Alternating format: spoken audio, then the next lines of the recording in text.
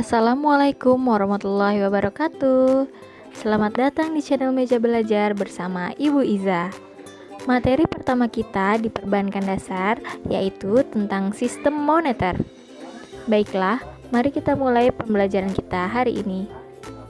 Perbankan merupakan lembaga keuangan yang bergerak di bidang keuangan dengan kegiatan usaha menghimpun dana dari masyarakat dalam bentuk tabungan, deposito berjangka, giro, ataupun bentuk simpanan lainnya, dan menyalurkannya kembali kepada masyarakat dalam bentuk kredit yang ditawarkan oleh bank. Kegiatan perbankan erat kaitannya dengan sistem moneter. Lalu, apakah kalian tahu apa itu sistem moneter? Sistem moneter yaitu sistem yang menetapkan kebijakan dan tindakan-tindakan yang mempengaruhi interaksi faktor moneter dalam suatu negara, termasuk pengawasan cadangan valuta asing.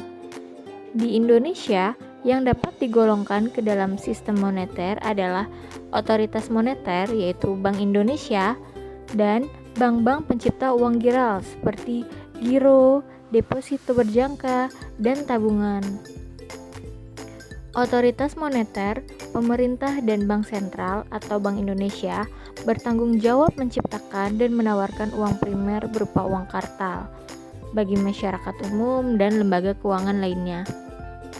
Penciptaan uang bukan semata-mata kehendak otoritas moneter atau Bank Indonesia, melainkan juga harus ada permintaan dari masyarakat sehingga jumlah uang yang beredar harus memenuhi tuntutan mekanisme pasar, yaitu pertemuan antara permintaan dan penawaran.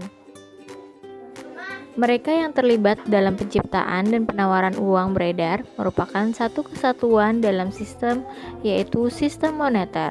Selanjutnya, apakah kalian pernah mendengar apa itu pasar uang? Pasar uang adalah pertemunya pihak yang kelebihan dana atau kreditur dan pihak yang membutuhkan dana atau disebut juga dengan debitur. Dan siapa sajakah pelaku pasar uang? Berdasarkan perannya dalam penciptaan uang, pelaku dalam pasar uang dibedakan menjadi 3. Pertama, bank sentral dan pemerintah sebagai otoritas moneter. Kedua, lembaga keuangan. Yang ketiga yaitu masyarakat. Bank sentral dan pemerintah sebagai otoritas moneter berperan sebagai pencipta uang, sumber penawaran uang kartal yang dibutuhkan masyarakat, serta sumber penawaran uang yang dibutuhkan oleh lembaga-lembaga keuangan. Sedangkan lembaga keuangan terdiri dari 2 macam. Yang pertama, lembaga keuangan bank dan lembaga keuangan bukan bank. Lembaga keuangan dalam pasar uang berperan sebagai sumber penawaran uang giral dan aktiva keuangan lain yang dibutuhkan oleh masyarakat. Jadi dapat dibedakan ya, bank sentral menawarkan uang kartal sedangkan lembaga keuangan menawarkan uang giral. Oke, selanjutnya yang ketiga adalah masyarakat. Masyarakat dalam pasar uang berperan sebagai konsumen yang paling akhir. Uang yang tercipta digunakan untuk memperlancar proses produksi, konsumsi, dan kegiatan pertukaran. Sistem moneter juga berkaitan dengan kebijakan moneter. Apa itu kebijakan moneter?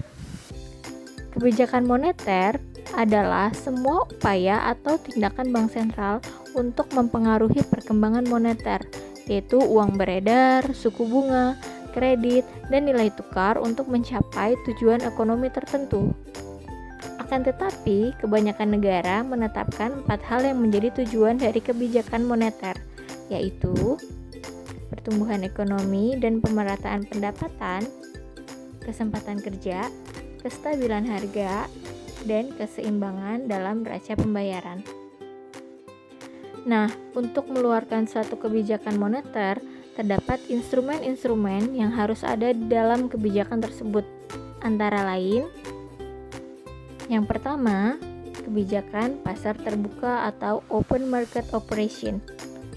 Kebijakan pasar terbuka merupakan kebijakan yang diambil oleh bank sentral dengan cara menjual atau membeli surat berharga seperti sertifikat Bank Indonesia atau SBI. Nah, perlu diperhatikan Bila bank sentral menjual SBI, maka akan mengurangi jumlah uang beredar untuk mengatasi inflasi. Ketika SBI dibeli oleh masyarakat, maka uang yang akan diterima oleh bank sentral dapat mengurangi jumlah uang beredar. Namun, apabila bank sentral membeli SBI, maka akan menambah jumlah uang beredar untuk mengatasi deflasi. Ketika bank sentral akan membeli SBI, maka bank sentral akan menukarnya dengan uang, sehingga uang yang beredar di masyarakat akan bertambah. Yang kedua, tingkat bunga diskonto atau discount rate. Tingkat bunga diskonto adalah kebijakan bank sentral menaikkan atau menurunkan tingkat suku bunga. Yang harus diperhatikan adalah apabila bank sentral menaikkan suku bunga akan berakibat mengurangi jumlah uang yang beredar untuk mengatasi inflasi. Jadi, ketika suku bunga dinaikkan, maka masyarakat akan lebih tertarik untuk menabung di bank karena akan mendapatkan bunga yang lebih besar. Karena masyarakat berbondong-bondong menabung, maka uang yang beredar akan berkurang karena uangnya disimpan di bank. Namun, apabila menurunkan suku bunga, maka akan menambah jumlah uang yang beredar untuk mengatasi deflasi.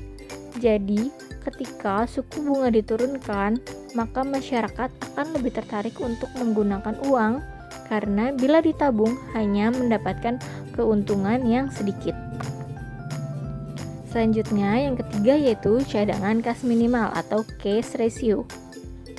Seperti namanya, cadangan kas minimal adalah kebijakan bank sentral untuk menaikkan atau menurunkan cadangan kas bank umum. Yang perlu diperhatikan adalah bila bank sentral menaikkan cadangan kas, maka akan mengurangi jumlah uang beredar untuk mengatasi inflasi. Nah, akibatnya bank umum harus menahan uang lebih banyak sebagai cadangan. Bila menurunkan cadangan kas, maka akan menambah jumlah uang beredar untuk mengatasi deflasi. Jadi, bank umum harus mengeluarkan uang lebih banyak ke masyarakat daripada menambah uang tersebut sebagai cadangan. Nah, karenanya jumlah uang yang beredar akan bertambah di masyarakat. Yang keempat, pengawasan kredit selektif atau selective credit control. Pengawasan kredit selektif ini juga merupakan kebijakan dari bank sentral loh. Kebijakan ini menentukan jenis-jenis pinjaman mana yang harus dikurangi dan jenis pinjaman mana yang harus perlu didorong.